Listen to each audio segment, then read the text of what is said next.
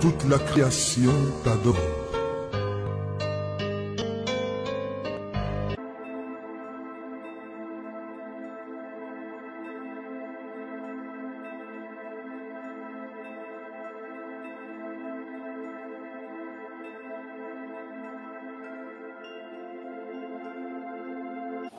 Que Dieu le bénisse, que Dieu le bénisse, que Dieu le bénisse.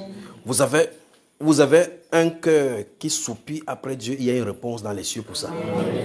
Et on ne peut pas avoir soif comme ça, Dieu ne nous donne pas ce que nous voulons. Je vous le dis. Sinon, je dis encore, si je n'étais pas sûr à 1200% que Dieu va déverser son esprit, je ne m'arrangeais pas à me tenir devant vous ici.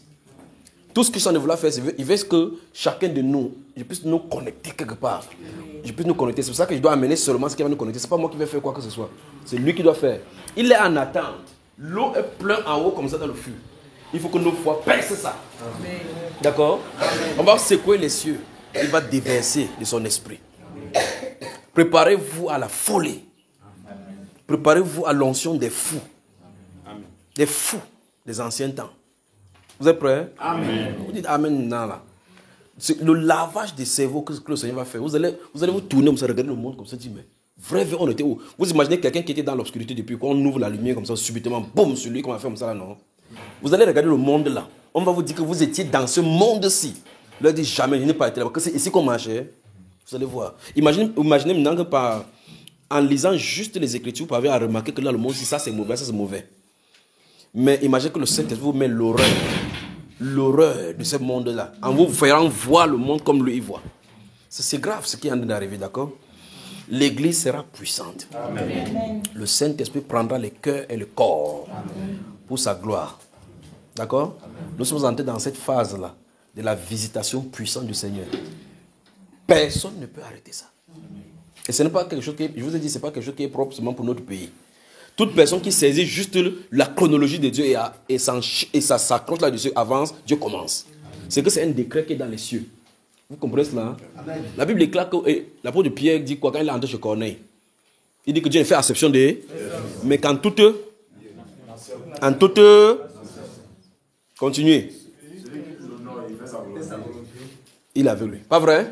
Dans toute nation. Nous avons décidé que le Cameroun ne sombrera pas. Amen. Quand on fait comme ça, et vous remarquez que par derrière, c'est le Saint-Esprit qui est en train d'inspirer. Commencez. Tout ce qu'il a de faire, c'est pour témoigner qu'il est présent. Amen. Et quand vous savez qu'il est présent, il ne vient pas pour quitter. Le dernier réveil, qui est ce réveil dont nous sommes en train de préparer le chemin là, ça ne peut pas quencher, ça ne peut pas diminuer. Amen. Ça va aller grandissant. C'est-à-dire que si vous êtes fou d'un degré de 15 minutes, le lendemain, vous serez fou à 45 minutes. Amen. Nous, toujours, serons encore davantage fous. Comprenez? Que Dieu bénisse. Inclinons encore la tête et remercions le Seigneur pour ces moments qu'il met au-devant de nous. Vous-même priez. Remercions-le. Il est merveilleux. Remercions notre Seigneur. Il est digne de louange, digne d'adoration.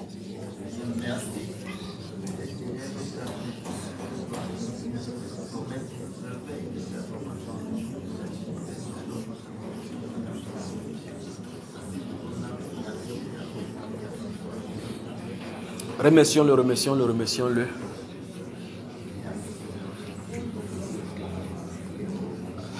Tendre Père, merci. Tendre Père, merci. Tendre Père, merci. Merci Seigneur Dieu de gloire, parce que tu as décidé que notre génération verra ta gloire.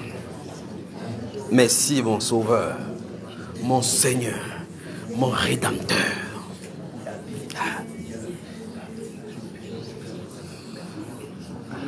Merci Seigneur parce que tu as décidé de visiter ton peuple.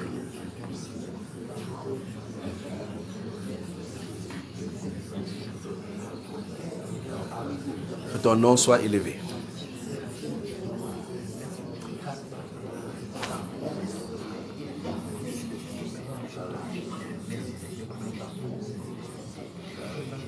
Alléluia. Amen. Nous touchons donc la pente dangereuse maintenant de ces moments de travail. D'accord? Prenons le cahier, vous notez.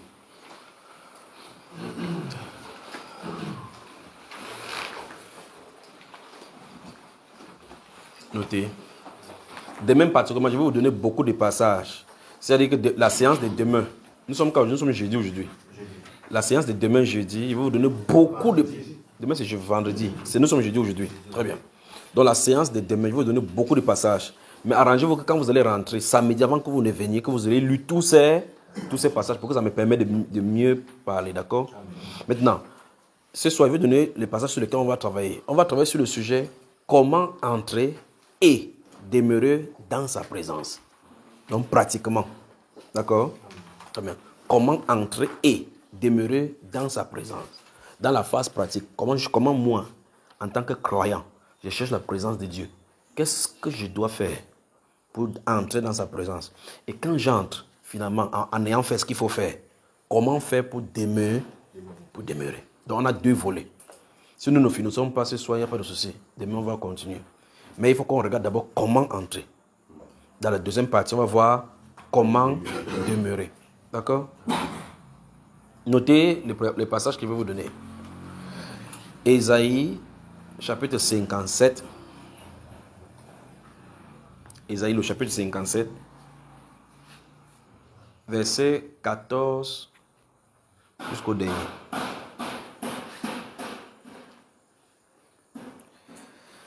Ésaïe, chapitre 57, à partir du verset 14 jusqu'au dernier verset. D'accord? Jérémie, chapitre 1 jusqu'au chapitre 5. Donc, des chapitres 1 jusqu'à 5. On va y prendre des passages là-bas, d'accord? Actes des apôtres. Chapitre 1, verset 8 jusqu'au dernier. Actes des apôtres, chapitre 1, verset 8 jusqu'au dernier. Psaume 33.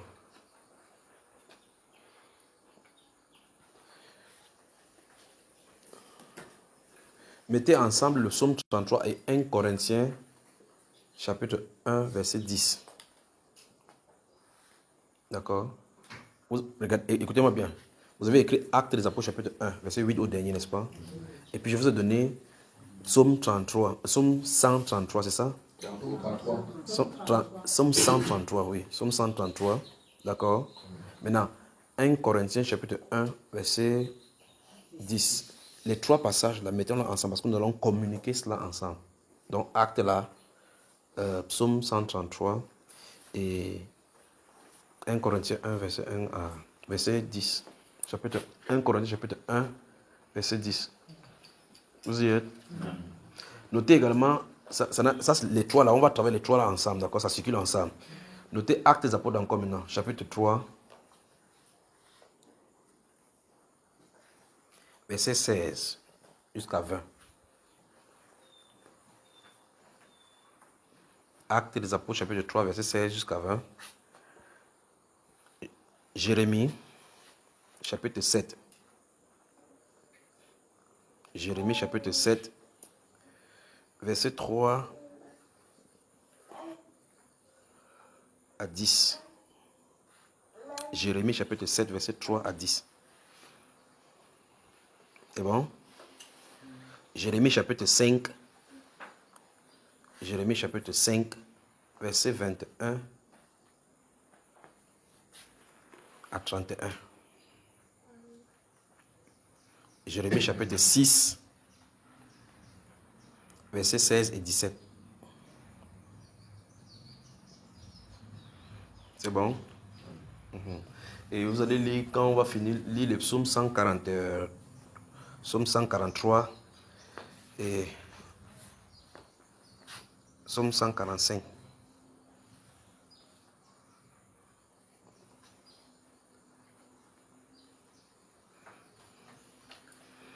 Psaume 143 et 45 à la maison. Vous allez lire ça à la maison.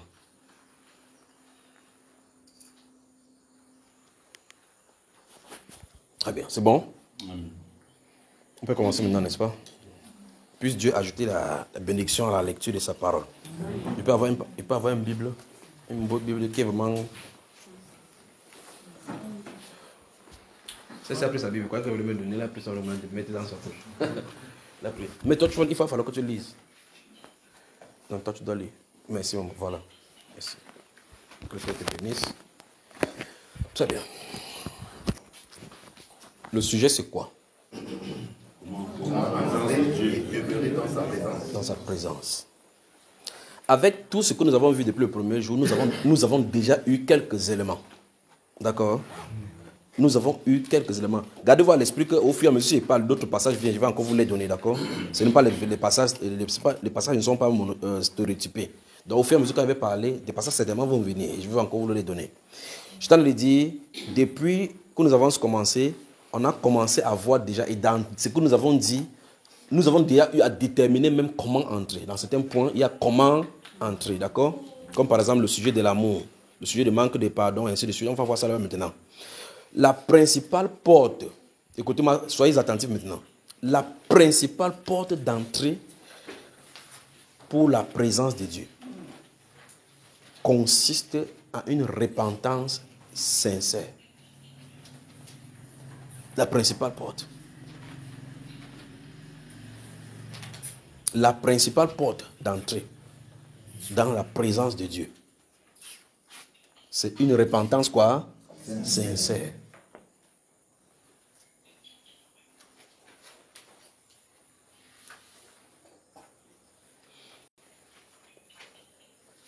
Notez à côté Jérémie chapitre 29 verset 11.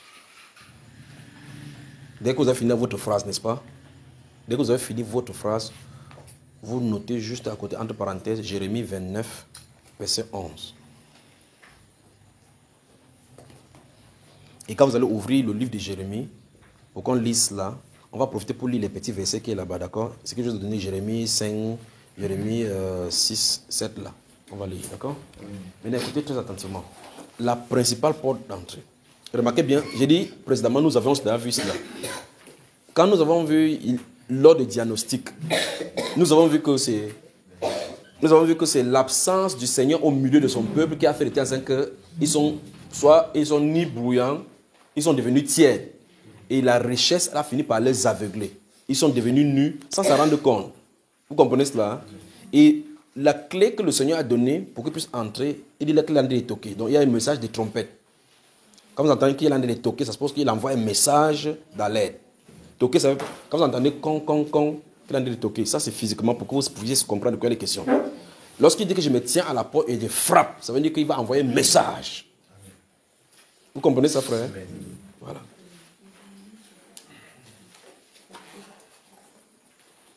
Vous avez moi jusque là? Il dit, Apocalypse chapitre 3, nous avons lu hier. C'est hier nous avons lu ça, non? Quand nous parlions de... C'était avant-hier? Avant-hier. Lorsque nous parlions de diagnostic, on a dit, Jésus a dit, voici, je me tiens à la porte, je frappe. Si quelqu'un entend ma voix et ouvre, j'entrerai chez lui et lui... Est-ce que depuis que tu es là, tu as entendu Jésus frapper à ta porte? Non. La voix du Seigneur transcende dans sa parole par ses serviteurs lorsqu'il prêche en sonnant la trompette de retourner à Dieu. Retournez à Dieu. Repentez-vous. Voilà où il a de frapper. Vous comprenez cela? Très bien. Donc, le Seigneur dont nous a déjà donné, passé à Apocalypse chapitre 3, la voie de retour pour qu'il puisse communier. Et quand on parle de la présence de Dieu, on parle de sa communion avec nous dans son intimité. D'accord? Notez le psaume 15. Et vous remarquez, quand vous allez lire ce psaume-là, ça va consister en un questionnement pour pouvoir demeurer avec lui sur sa montagne. Vous comprenez cela? Maintenant, j'étais disant ceci. Le boulevard, la porte d'entrée, la clé initiale consiste en une repentance sincère. Le mot repentance a sa place, le mot sincère a sa place et trouve son essence du fait que lorsque c'est fait de façon genuine, la réponse est automatique et ça suit toujours. D'accord? Quelqu'un peut chercher Dieu, mais ne le cherche pas de tout son cœur. Comme quand dimanche va arriver et le mercredi, selon les programmes, vous voyez que quand vous sortez dimanche, pendant que vous en venez ici, d'autres aussi prennent la moto, vous traversez en route. Chaque personne va dans son endroit. Tu dis pas, oh, je m'en vais à l'église. Prier quoi? Prier Dieu. D'autres viennent là-bas, ils s'asseyent là-bas. D'autres viennent pour chercher des femmes. D'autres viennent pour que son problème marche. D'autres viennent. Chaque personne sait pourquoi il est là. Mais pour trouver de façon authentique ceux qui cherchent Dieu, pour l'aimer, c'est très rare. C'est pas ce que vous comprenez. Chacun est derrière, il cherche Dieu pour quelque chose. Tu vois quelqu'un va être là, que oh Dieu, il pleure, tu crois qu'il pleure pour l'amour de Dieu. Il pleure comme ça pour que Dieu guérisse son fils. L'autre pleure que Dieu donne le travail. L'autre pleure qu'on veut le chasser bientôt. L'autre pleure que sa problème de dette soit résolu. Mais c'est Dieu qui connaît les motivations des cœurs. Dieu veut qu'on le cherche, comme le frère de Nancy a dit, qu'on le cherche comme on cherche l'argent. Remarquez bien qu'on le cherche pour l'argent. Il a dit, il n'a pas dit qu'on le cherche pour de l'argent. Il dit on le cherche lui. Comme on cherche l'argent. Dès que tu le trouves, il dit celui qui m'a trouvé a trouvé le bonheur. Vous comprenez la différence? C'est-à-dire que les gens ne viennent pas, on ne doit pas venir à Dieu pour avoir des biens matériels. On ne vient pas à Dieu parce qu'on veut la guérison. Non, non, non, non, non, non, non, non, non. Ça ne doit pas être notre but d'aller vers le Seigneur.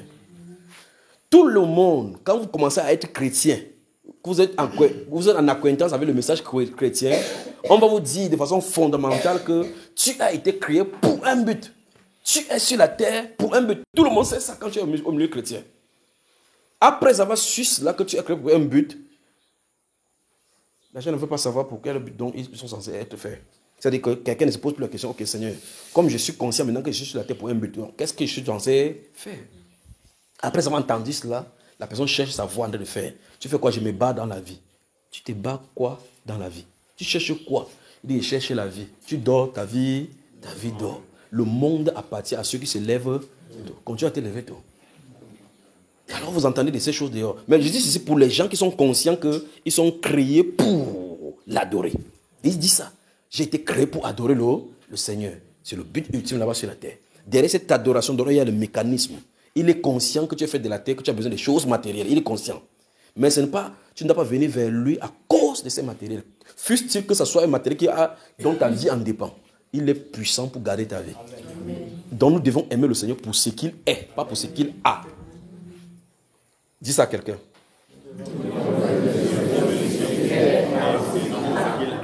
Très bien. Nous devons aimer le Seigneur pour ce qu'il est, pas pour ce qu'il a. C'est-à-dire que pour ce qu'il a, il a toutes choses. Il a toutes choses. Il est le Dieu qui guérit. Il est le Dieu qui sauve. Il est le Dieu qui saisit. Il est le Dieu qui protège. Je ne viens pas chez Dieu parce qu'il va me sauver. Non, non, non, non. Je ne viens pas parce qu'il va me guérir. Ni parce qu'il va me donner des bénédictions. Et c'est ça qu'on a programmé aux gens dehors. Venez, Jésus va vous guérir. Donc il vient en programmant que Jésus va le guérir. Si Jésus ne le guérit pas parce que ce n'est pas sa période pour lui, la personne trouve là une occasion de chute. Parce que tu avais promis que Jésus va le guérir. Venez à Jésus tout simplement. Vous comprenez cela? Alors, si j'ai une maladie et que Dieu décide de ne pas me guérir, que toute la gloire lui revient, ça ne doit pas bouger ma foi. Parce que ta foi avec lui ne trafique pas sur ce qu'il va faire pour toi. La foi doit être basée sur notre Sauveur parce que nous l'aimons. Point. Le reste, ce sont les bénéfices. Or, ces bénéfices-là sont acquis normalement. Mais Dieu ne veut pas que vous ayez... Vous imaginez que quand vous êtes un homme, quand les jeunes hommes cherchent les jeunes femmes, quand vous venez, vous voyez que ce matin, quelqu'un vient dire que tends-moi la main. Ou bien vous-même, entre un père et un fils, vous avez un enfant qui ne vient pas vers vous, vous rentrez du travail, l'enfant ne vient pas dire, papa, comment tu vas? Comment était ta journée? Comme les enfants font. Après, il vient avec toi pour jouer. Il ne le fait pas. Tu le vois, c'est pas le matin, il pousse la porte. Quand tu le rends, l'argent est baigné. Tu donnes l'argent baigné, tu sors comme ça, il part. Quand il part, quand demain, comme mon big est fini, tu donnes. Je veux le ballon. Tu donnes. Vous-même, vous n'allez pas vous poser de questions, frère. Et nous faisons ça dans le cadre de l'usage humain. Imaginez Dieu. Le 31, Seigneur, l'année dernière, il faut que cette année, by fire, by force, je dois me marier. Sinon, je vais rentrer dans le monde. Tu es dans le monde, quand tu as le gonocorcé qui s'ouvre. Point quelqu'un dit chico. Rentre. Dis chico, rentre. Fais ça bien, ouais, fais ça bien pour qu'ils comprennent. Fais comme ça, chico, rentre. C'est pas moi qui dis, c'est la Bible. Le chico là, ça se trouve dans le livre de Job. Amen. Il a dit si tu pêches, quel est son problème? Si tu vis dans la sainteté, est-ce que ça change quoi sur lui? Tu pêches, tu t'es nu à toi-même et à ton semblable. C'est pas ce que la Bible déclare. Amen. Il veut dire par là, dit que chico. Juste quelqu'un dit que si tu ne me fais pas, il rentre dans le monde. Tu rentres dans le monde, qui t'a d'abord fait sortir là-bas? Tu es toujours dans le monde. Tu seras juste pour toi-même. Parce que ça le fait quoi? Il est au ciel. Est-ce que tes événements là, il gère ça là-bas? Point quelqu'un dit choisissons la bonne part. Choisissons la bonne part. Vérifions nos motivations. Et venons à Dieu de la bonne manière. Tout ce que je suis en train de dire là, je suis en train de dire pour que lorsque nous allons commencer à avancer dans le processus de la mécanisation de son appel, que rien ne vienne bloquer. Amen. Je fais ceci pour que s'il y a n'importe quoi en nous qui a été construit comme brique, que ça tombe. Amen. Et qu'on ouvre ces boulevards-là pour qu'ils puissent venir. D'accord? Donc, une repentance quoi? Sincère est nécessaire pour avancer avec lui. Dans Jérémie chapitre 29, donc, vous avez noté ça à côté, non? Dans Jérémie chapitre 29, donc,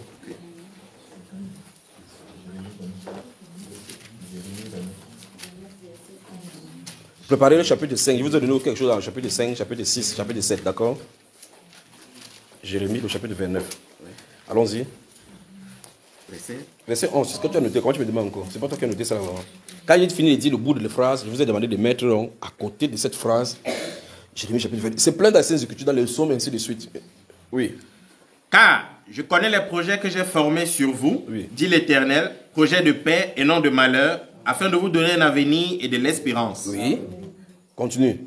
Vous m'invoquerez et vous partirez. Oui.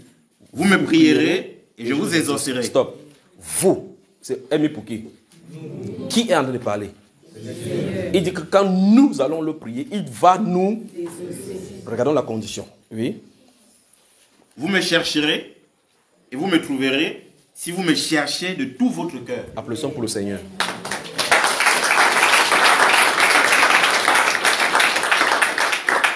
Donc, la recherche du Seigneur on doit vouer, consacrer tout notre cœur, toute notre énergie à cette recherche. C'est ce que le frère de Nassim disait, c'est qu'on le cherche comme on cherche de l'argent.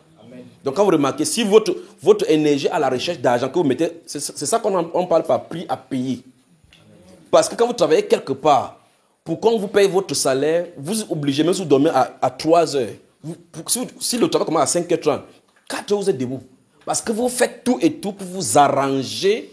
Même celui qui a saoulé le jour là, quand il se lève le matin, même la bière, il comprend que ça doit quitter pour qu'il ne pas travailler. Sinon, il n'a pas l'argent pour boire encore la bière.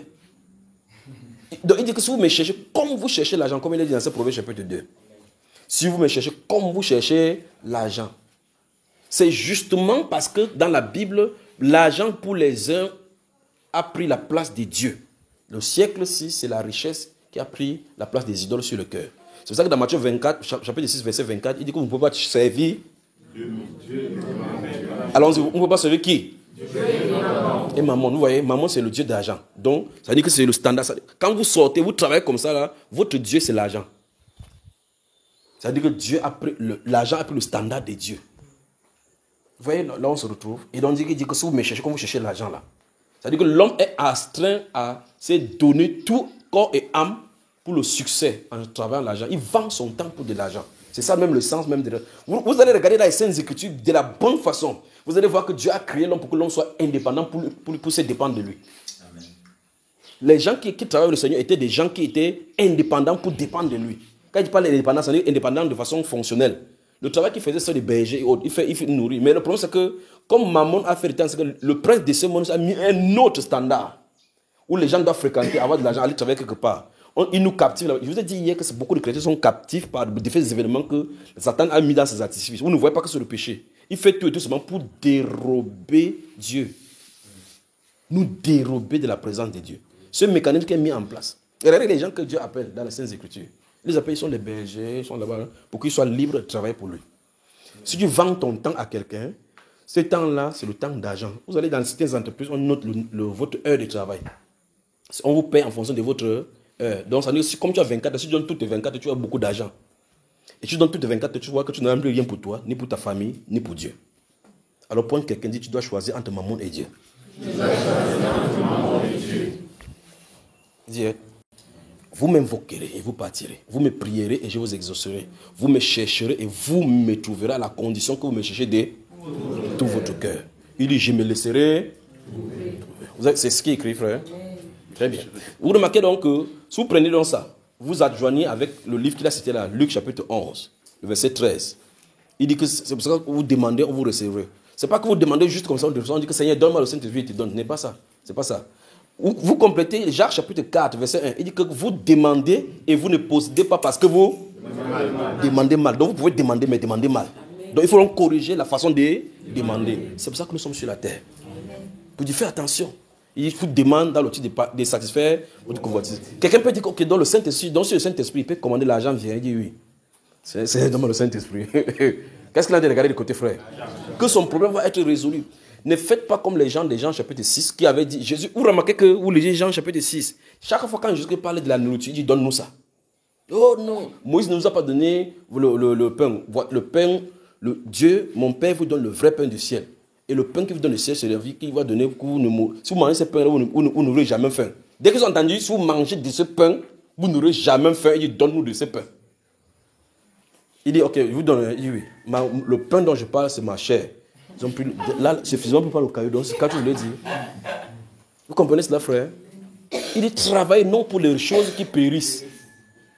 Donc, que votre intérêt soit de travailler pour le royaume. Le Dieu qui a créé les cieux et la terre, qui apporte toutes choses, est conscient que si vous travaillez dans son entreprise, il y a des rémunérations qu'il doit donner. Notez le livre d'Hébreu. Notez Hébreu. Notez chapitre 4, verset 16. Chapitre 4, verset 16. Et chapitre 11, verset 6. Très bien. Entourez le chapitre 11, verset 6. Entourez ça. Il va donner notre postulat. La première chose qui est dit que la clé initiale, écoutez-moi très attentivement. La clé initiale pour entrer dans sa présence consiste en la... Encore. Pas juste la repentance. Parce que quelqu'un peut se repentir de la bouche. Vous vous souvenez du Proverbe chapitre 28, verset 13. Celui qui les avoue et les délaisse obtient miséricorde. Donc la repentance, est la clé. Dès que tu as traversé cet hectare en mettant la clé sur la porte, en ouvrant que le Seigneur Jésus entre, écoutez-moi très attentivement maintenant. On se retrouve à la deuxième étape. Vous avez moi? La deuxième étape se trouve dans ces versets que je vous ai donnés, que j'ai demandé de souligner. Or, sans la foi, il est impossible de lui être agréable. Quand le Seigneur entre comme ça, bam, il entre à cause de ta foi et il demeurera à cause de ta foi. C'est la foi qui fait bouger Jésus. Vous comprenez cela? Hein? C'est la foi. Quand il marchait sur la terre, c'est la foi qui le fait guider. C'est la foi.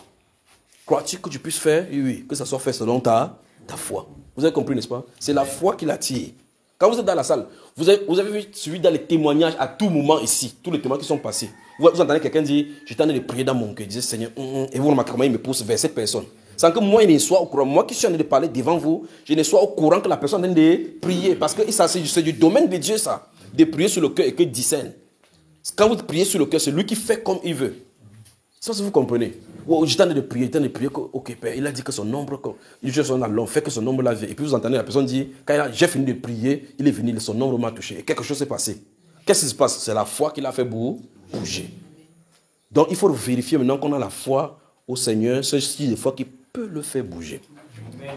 Repentance sincère, foi inébranlable. Et cette foi-ci, gardons-le à respect maintenant que j'y parle vraiment bien. Cette foi inébranlable au Seigneur, je dois vraiment bien m'atteler là-dessus pour vous en parler. Parce qu'il y a la foi chrétienne. Il y a la foi qui a été transmise une fois pour toutes. Mais la foi qui fait bouger Dieu, c'est la qualité de foi de Dieu.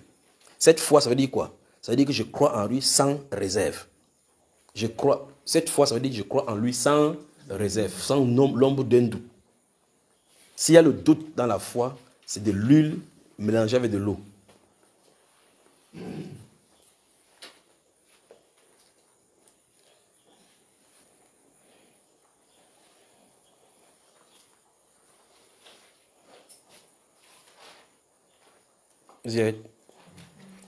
Notez Matthieu chapitre 6. Notez Matthieu chapitre 6.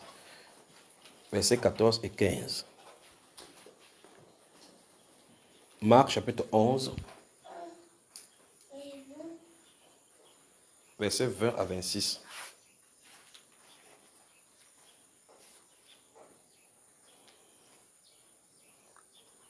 Actes chapitre 14. Marc chapitre... J'ai dit quoi? Marc chapitre 11, non? Versets 20 à 26. Actes chapitre 14, versets 8 à 10.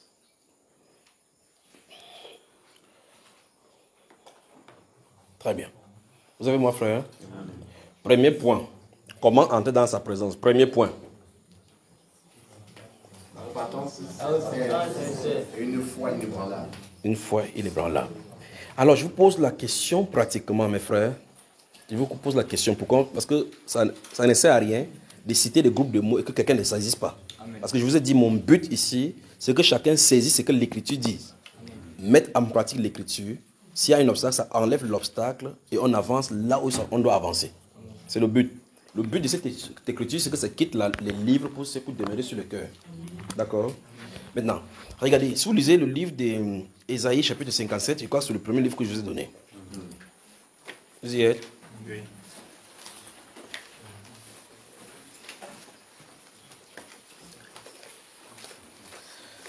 Très bien. Si vous lisez donc, vous ouvrez et vous avez, pendant que je vais citer ce qu'il y a, parce que si on continue à lire, ça va. Mais je crois qu'il va falloir qu'on lise là.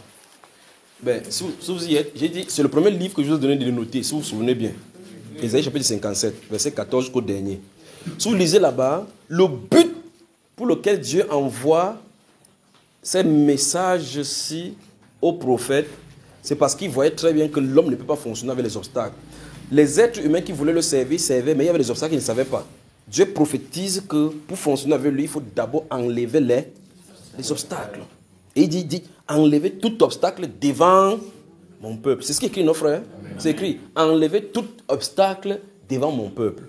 Je ne vais pas vous dire qu'allons dans la présence de Dieu. Et puis il ne nous dit pas quels sont les obstacles qu'il faut enlever. Vous n'entrez pas. On va s'asseoir, on va parler. Et la frustration va venir.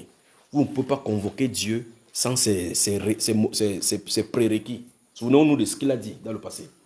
Il nous a montré comment les gens suivaient ses règles à lui. D'accord? Alors si ce sont ces règles, il a dit, si mon peuple sur qui est invoqué mon nom s'humilie, prie, cherche ma face et se détourne, te détourne. Détourner, ça veut dire, quand on dit détourner, ça veut dire que je partais comme ça là. Voici la direction que je prenais. Ça c'est la voie de la perdition. On dit détourne. C'est-à-dire que ça doit être derrière moi. J'avance maintenant dans le sentier de la vie. D'accord? C'est ça l'essence même du mot repentance. L'essence du mot repentance, c'est changement total de la mentalité, changement total de l'état d'esprit, changement total de la compréhension de la voie où tu partais. D'accord? Donc, on appelle ça en grec métanoïa. Donc, tu changes totalement ton état. Ce changement d'état réside dans le changement de la conception que tu avais avec la marche que tu avais. Et on dit tu changes cet état-là pour prendre un autre état. Maintenant, quand on ne comprend pas ça, on croit que la confession, c'est la repentance. Quand tu dis que Seigneur, pardonne-moi, c'est pas ça. Vous remarquez ce que je dis? Bon, le frère a dit, il a tapé sur quelqu'un. Supposons qu'il parle demander pardon à la personne. Il dit, oh, je te demande pardon pour ce qu'il a fait, tu comprends? Demain, la personne fait, il gifle encore. Il n'a pas changé l'état. Il s'est confessé pour se libérer la pensée. Mais en réalité, l'essence de ce qui le cause est là. Parce qu'il fait la même chose. Parce que la Bible déclare que celui qui avoue et les déleste, avouer c'est confesser, délaisser c'est se repentir. Ça se comprend? Très bien. Alors, l'essence même de la repentance montre le changement d'état et d'attitude par la suite à l'issue de la confession. C'est-à-dire qu'on ne fait plus cet acte dont on a dit qu'on demande pardon.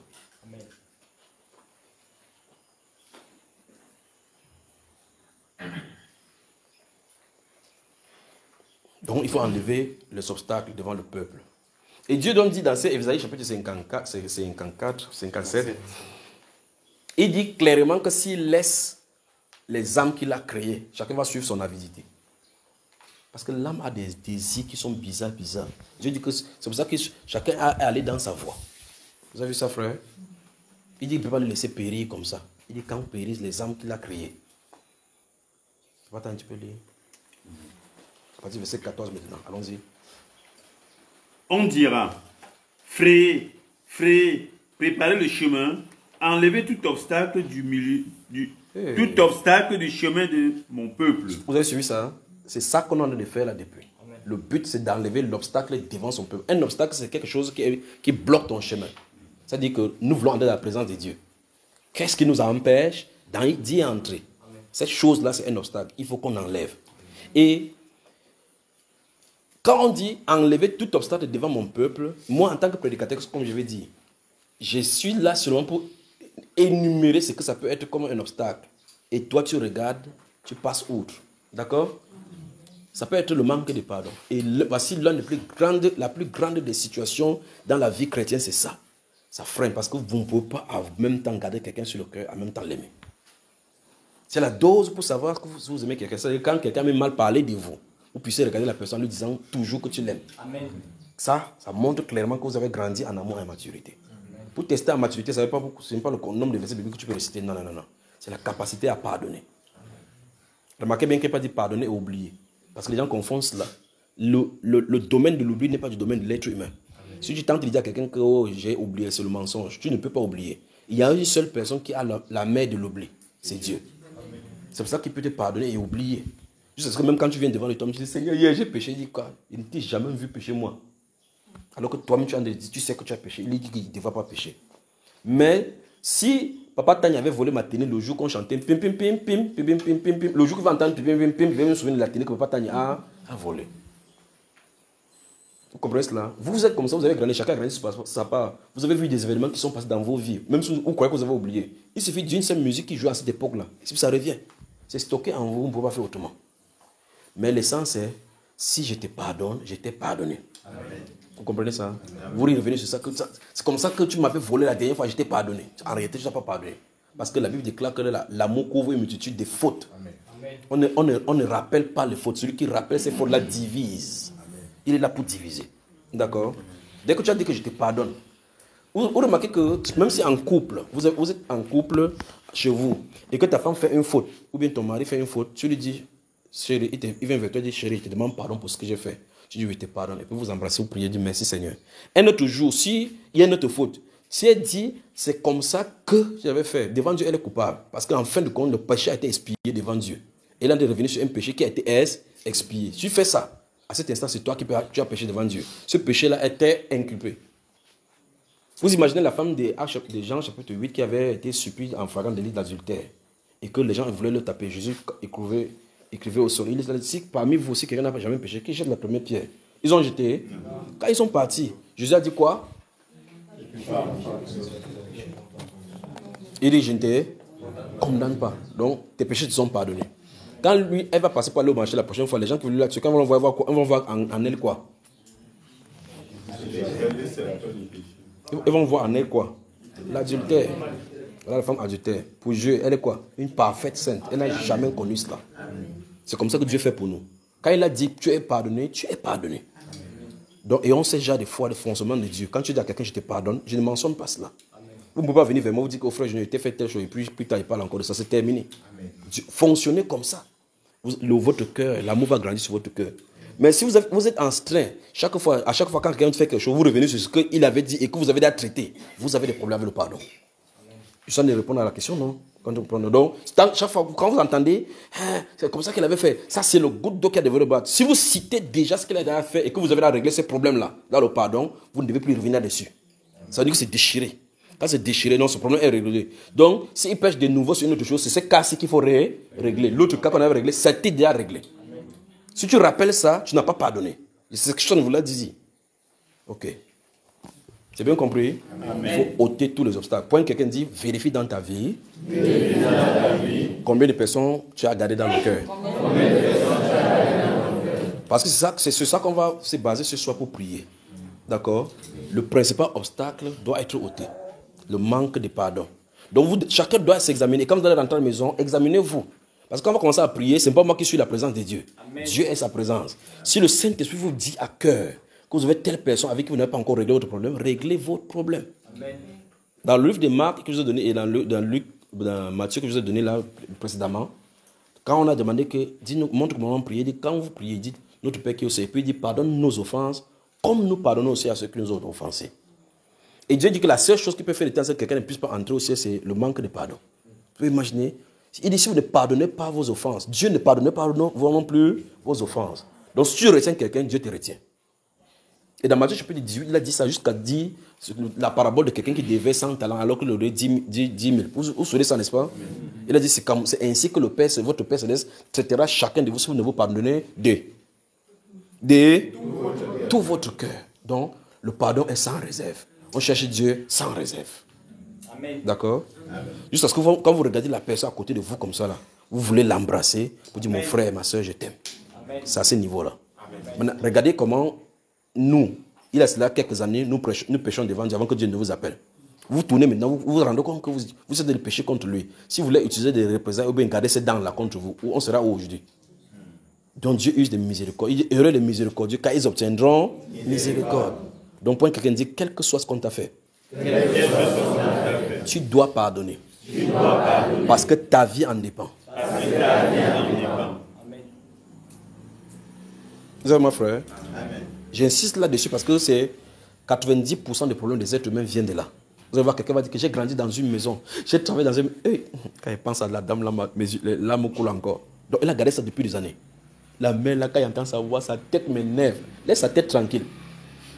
L'autre professeur, là, il y a un professeur là qui m'avait fait quelque chose. Je n'oublierai jamais ça, n'oublie pas, il n'y a pas de souci. Il m'avait donné un zéro, là, le zéro me fait mal plus que tout.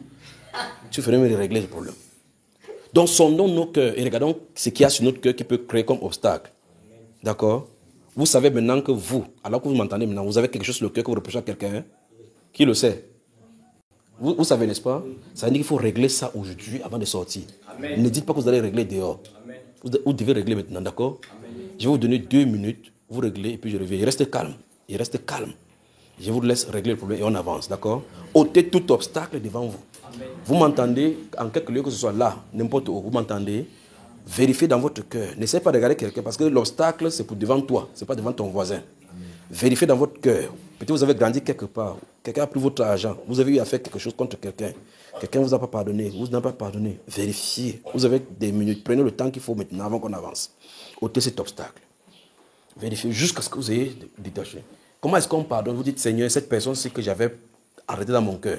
Aujourd'hui, j'ai écouté ta voix. J'enlève ceci. Je lui pardonne. Enlevez cette personne sur votre cœur. Enlevez.